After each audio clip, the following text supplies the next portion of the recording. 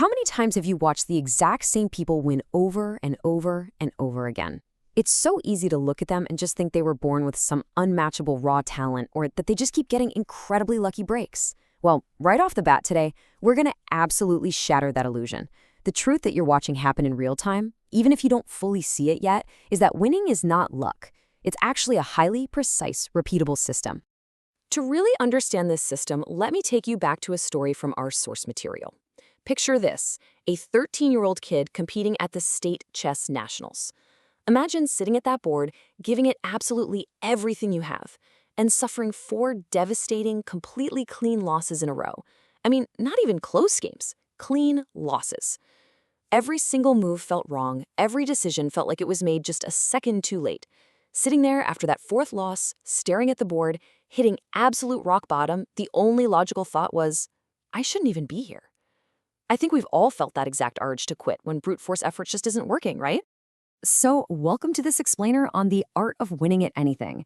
Today, we are completely dismantling the myth that success requires endless brute force effort or some kind of genetic genius. Instead, we're unpacking the exact framework that can change your entire trajectory in a matter of weeks.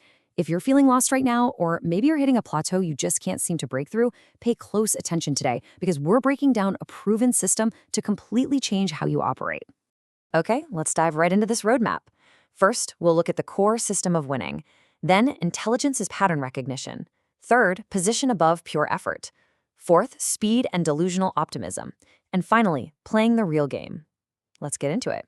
All right, step 1, the system of winning and the coach's intervention. So, going back to that 13-year-old kid who had just lost 4 consecutive matches and was basically ready to walk away. At that exact moment, his chess coach did something completely unexpected. He didn't offer, empty motivational platitudes. Instead, he walked over and dropped a literal stack of papers on the table. They were the score sheets of the kids' upcoming opponents, physical records of every single move those players had made in their past games. The coach told him to study those score sheets, not casually, but properly. He shifted the focus entirely away from simply playing the game as this reactionary exercise and toward analytically studying the opponents to find actionable signals. He was looking for repeating patterns, recurring mistakes, and predictable behavioral habits. This intervention completely flipped the script from just trying harder to looking deeper. Which brings us right to step 2, intelligence is pattern recognition, finding the signal. When the student actually started studying those score sheets, something incredible happened.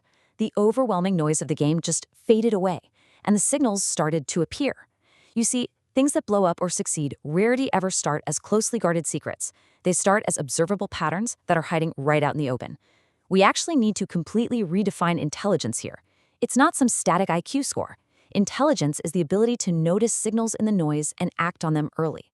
For example, the student noticed one opponent always played aggressive openings but completely collapsed in the endgame. Another always rushed their decisions under pressure. Another repeated the exact same structure every single game. That isn't random chance, that's a structural flaw. That's a clear signal that allows you to anticipate rather than just react. And hey, this is not just chess, right? You see this everywhere in life. But here's the trap.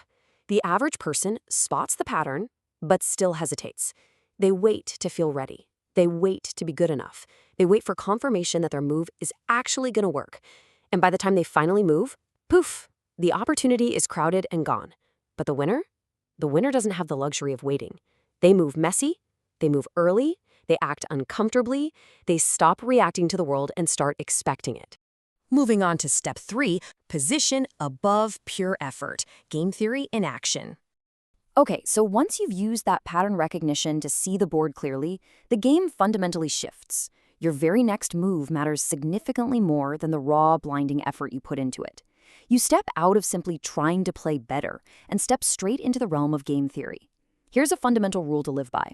Effort doesn't scale, but position does. This is the whole concept of leverage. Instead of trying to outcalculate an opponent in chess on an even playing field, you steer the game into positions where you already know they're weak. If they struggle in the endgame, you force the endgame. If they panic under time pressure, you speed up the game. You're playing on the exact same board, with the exact same pieces, but you're forcing a completely different outcome without expending any extra effort. It's absolutely crucial. Again, definitely not chess. Look at how this applies to everyday scenarios. Take studying. 2 people study the exact same subject. One blindly reads and repeats, hoping the effort pays off. The other studies the test structure itself, understanding how questions are asked and where the marks actually come from. Or take the gym. Two people go in. One just works hard until they're totally exhausted. The other understands the biological signals of what actually builds muscle versus what's just useless noise. Strategic positioning absolutely beats blind effort every single time. This exact same system governs the modern digital world too. Think about content creation. One creator uploads a video and just hopes for the best. The other uses marketing psychology and game theory. These study what people click on, what makes them stay, and what brings them back. By adjusting just the first few seconds of a video or changing the framing of their idea, they yield a massive upside. Same effort, but entirely different results, all because one played correctly while the other just worked harder. All right, moving into step 4, speed and delusional optimism, surviving the void. Now, we really have to talk about the most critical and, honestly, the most dangerous phase of this entire journey. This is the period where you are actively applying the system, you're moving fast, but you're still failing. It's the crucible where everyone else gives up. Speed is where everything separates. Notice what happens as time passes. After a loss, you don't sit there trying to perfect your play, you just play again. As weeks pass, the average player is still over-planning, still thinking, still waiting for the perfect moment. But the system player, they're gathering data from messy attempts. As months pass, the average player is still preparing, while the system player is actively building momentum, learning from real-time mistakes, and adjusting on the fly. The gap widens incredibly fast. But then you hit a wall, the void, the phase where literally nothing works. You're moving fast, you're gathering data, but you're still failing. You're unsure and you aren't getting the results yet. It can feel deeply discouraging, and frankly, this exact moment, hitting this wall, is where the vast majority of people stop. They just assume the system is broken, when in reality, the foundation is just still curing. During that void, the 13-year-old chess player looked at his coach and asked the question we all ask, right? What if this still doesn't work? And the coach delivered this absolutely unforgettable piece of wisdom.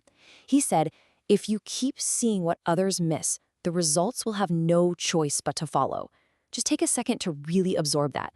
That is your emotional anchor. When you're stuck in the void, that belief is exactly what you need to survive. What the coach was describing there is delusional optimism.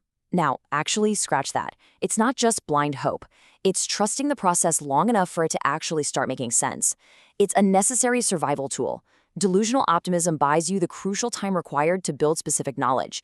It keeps you in the game while an invisible structure forms in your mind, allowing you to see patterns faster and trust your newly developed instincts.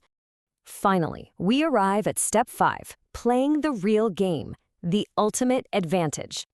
This is where we bring all these distinct pieces together into one cohesive, absolutely unstoppable engine. This is exactly how the system builds an insurmountable advantage over any competition that's still relying on luck or raw effort. Let's see how all of this builds into a winning engine. First, your pattern recognition shows you the opening that others miss. Second, moving early and using game theory gives you the structural advantage. Third, capturing attention. Understanding the psychology of your arena multiplies your outcome. Fourth, speed compounds your attempts and gathers rapid data. And fifth, delusional optimism keeps you in the game long enough for specific knowledge to make the victory yours. When you really internalize this engine, a profound shift occurs. You're no longer copying, you are operating. You've moved way past rote memorization. You're no longer just trying harder than the person sitting next to you. You've transitioned to playing a completely different game entirely. You are wielding specific knowledge with extreme leverage. So, as we wrap up this explainer today, I want to leave you with one absolutely vital question to evaluate your own daily grind. Look at what you're pouring your time and energy into right now. Are you just blindly competing, hoping that pure effort and a little bit of luck will eventually save you? Or do you actually see the game? Step back, find the patterns, position yourself with leverage, and let the results follow.